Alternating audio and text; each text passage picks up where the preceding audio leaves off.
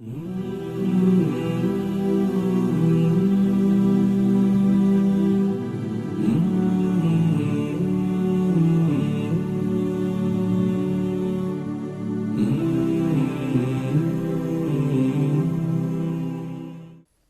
الذین ينفقون اموالهم فی سبیل اللہ کمثل حبۃ انبتت سبع سنابل فی کل سنبلۃ مئۃ حبۃ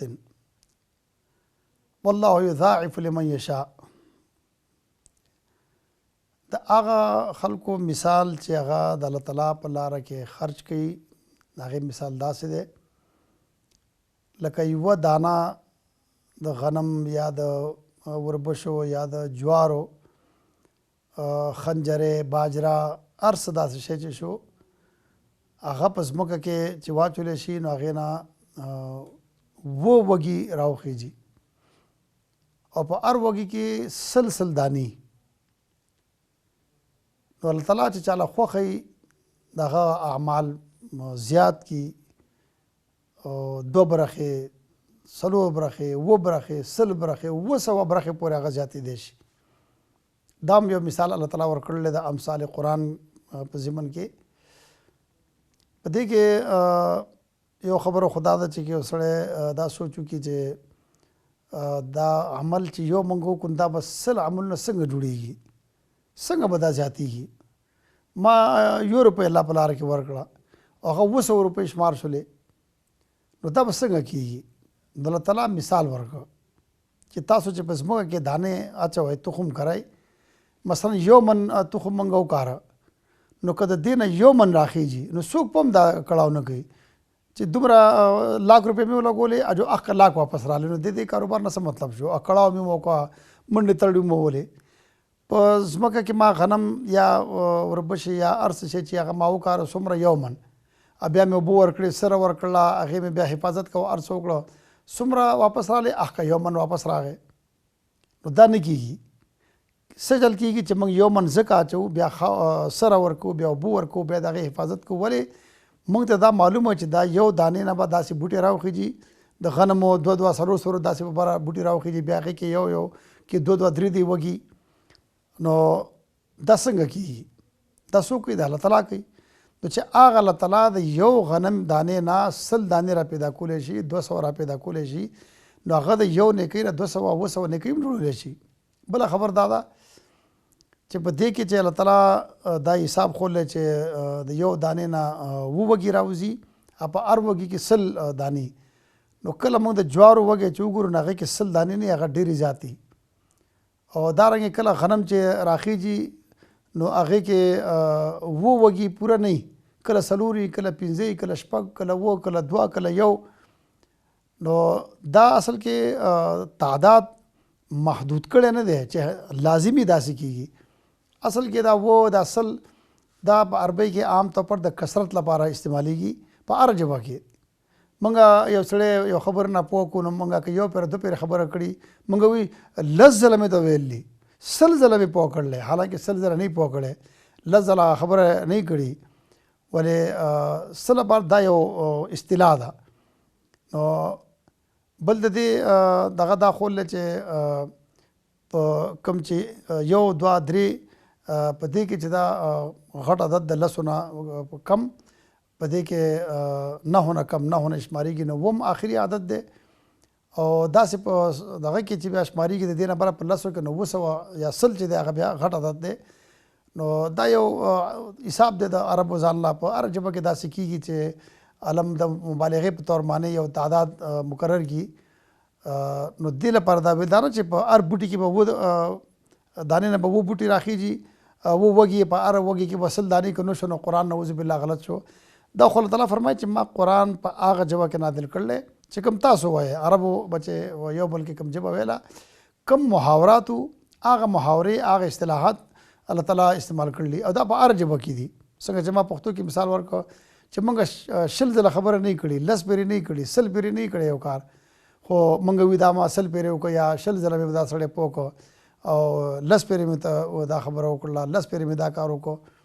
نو دې مطلب څه دی چې کثرت مرادي. نو دلته کې الله تعالی دا فرمایي چې تاسو کوم نیکیانې کوئ نو هغه نیکي به الله تعالی داسې زیاتوي څنګه چې تاسو غنم یا څه بل څه تخم وکرئ او هغې نه بیا ډېر تخم راخیږي نو الله تعالی له څه ګران ده.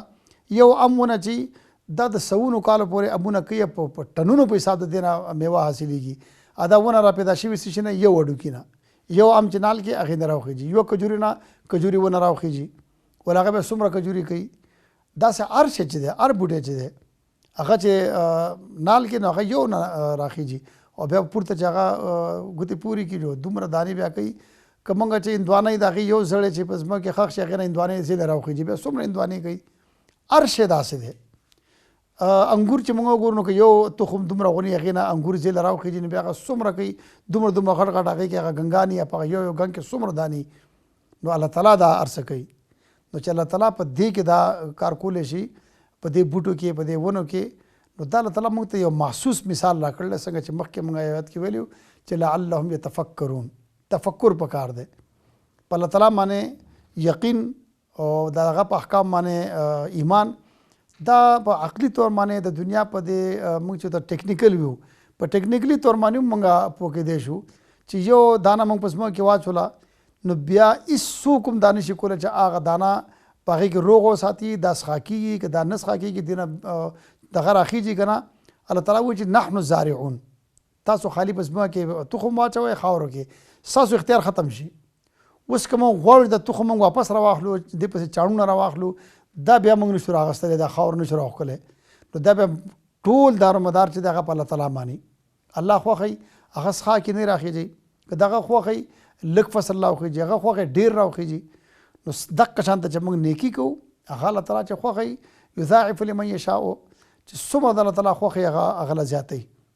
نو یو خدا خبره ساتل پکار دی ذهن کې چې الله تعالی نیکیانې زیاتوي او زیاتولی شي هغه ته اختیار دی هغه کې دومره الله تعالی قدرت لري څنګه چې هغه د بوټو نه کوي.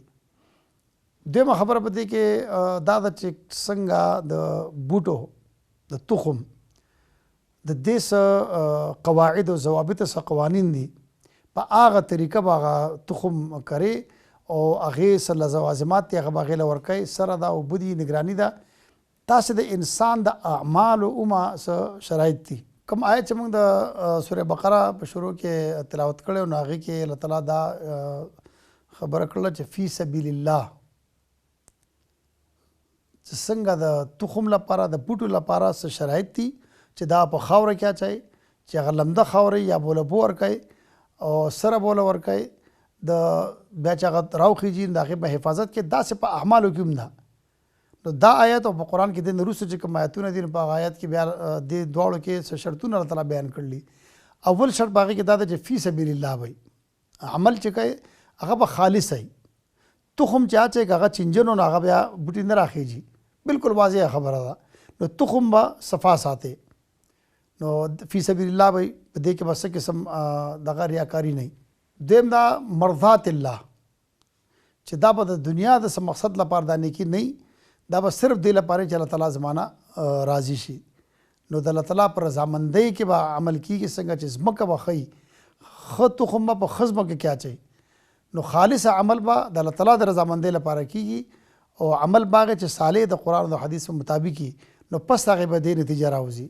دا دوه خبرې شولې او بله خبره په دې کې څه ده څنګه چې د مټي نه موږ ګټې لرې کوو یا د هغې نه چې کوم بوټي پکې ته په خپله راختلي هغه لرې کوو یعنې څه څیزونه داسې دي چې هغه به موږ په هغې کې کوو لکه اوبه به ورکوو تخم به خاچو سره ورکوو څه به داسې د هغې نه به هغه لرې کوو لکه موږ د ګټې هم لرې کوو موږ د هغې نه څاروي هم شړو بیا حفاظت کوو داسې په اعمالو کې هم داسې کارونه چې هغه به نه کوي دا دوه کارونه به کوو او دوه کارونه داسې چې هغه به نه کوو نو عمل به قبلېږي. هغه څه دی چې چاله څه شی ورکو نو ملازه به نه کوي بالمن دا به نه وایي دا په هغه باندې بیا اکثر بیا او سات په سات هغه باندې اثباتوي چې سړی هغه ورځې بیا څه دی هلو خو ما درکړلي بیا دغسې ما ته خبرې کوي څه کار ورته وایي هغه ونه کوي دا هلک دی چې بیا دغه شي ما پسې رامنډې وایي او چې خبر ورته وایي داسې کار کوي دا بیا هر وخت کې هغه ملازم پېښېږي نو هغه هر څه عمل برباد شي.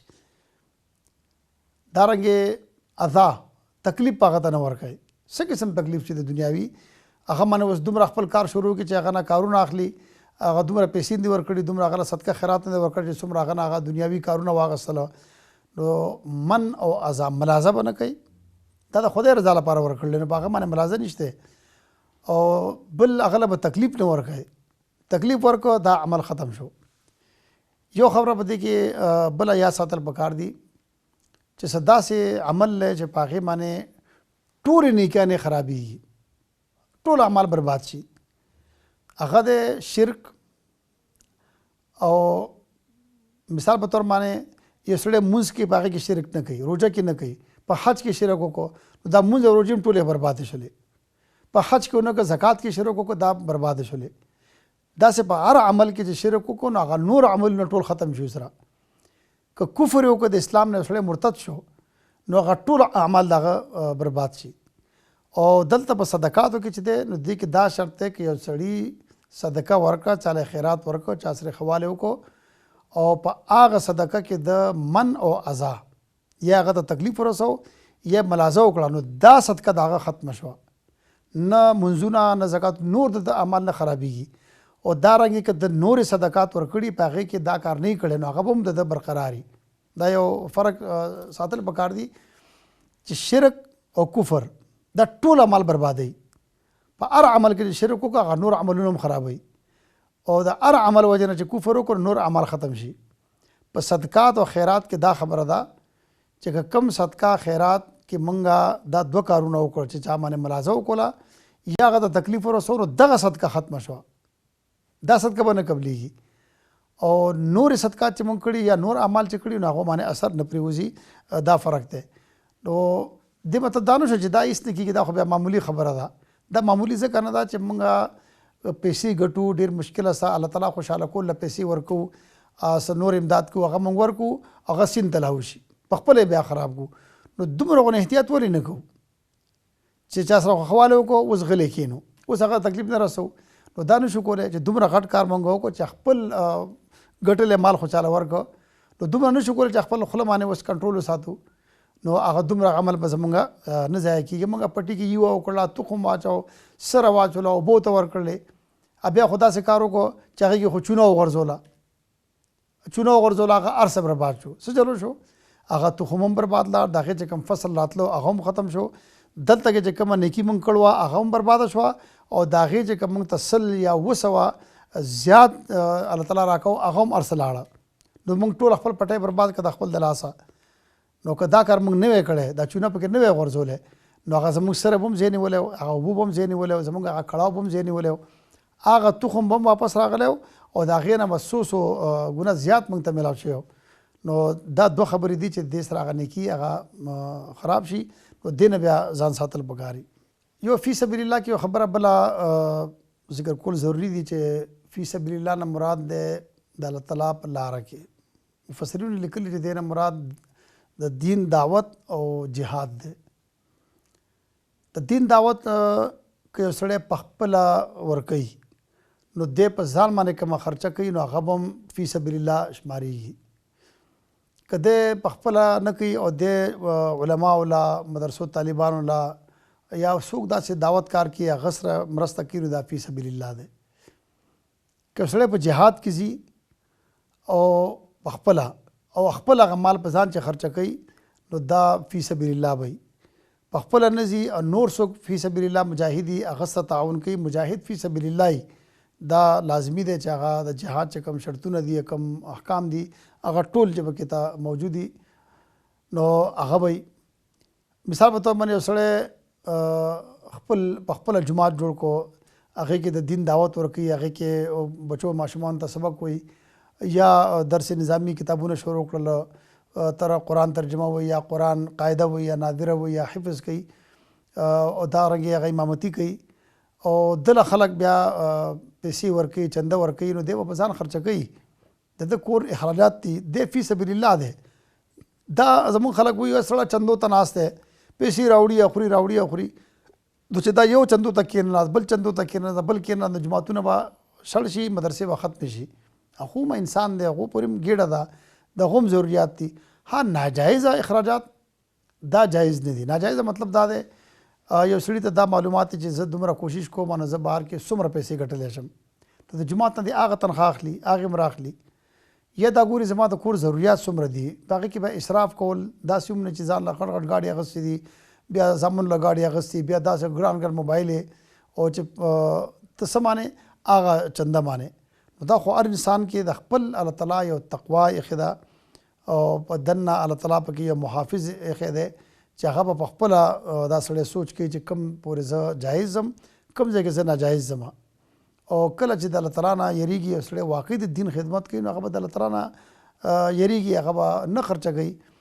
او د عمر بن خطاب رضی الله عنه 900 اغست کا په لاس کې څه کجوري وي هغه موسم د کجورو نه و چې خپل پټي نه راوړی وي یا کور نه راوړی وي او کجوري هغه وپېژندل چې دا خو هغه کجوري دي چې دا خو د بیت المال کې پرتې دي د مسلمانانو.